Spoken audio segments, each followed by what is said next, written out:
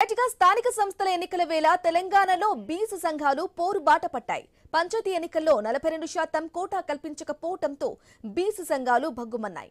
Congress party office అయిన గాంధీ భవన్ ను ముట్టడించాయి. BC quota తగ్గించి కాంగ్రెస్ పార్టీ నమ్మక ద్రోహం చేసిందని మండిపడ్డాయి బీసీ సంఘాలు. 2019 ఎన్నికల కంటే ఈసారి బీసీలను రాజకీయ ఊచకోత కోశారని ఆగ్రహం వ్యక్తం చేశాయి.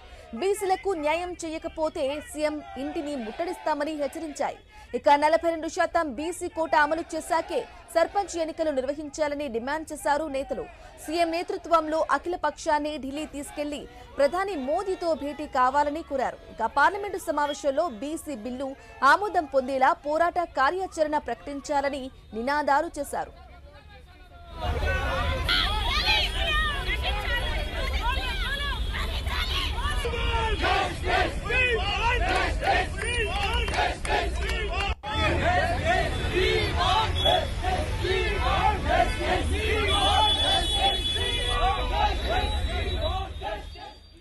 ఇక పంచాయతీ ఎన్నికలను రద్దు చేయాలని ట్యాంక్ బండ్ దగ్గర ఉన్న అంబేద్కర్ విగ్రహం దగ్గర బీసీ సంఘాలు ధర్నా చేపట్టాయి.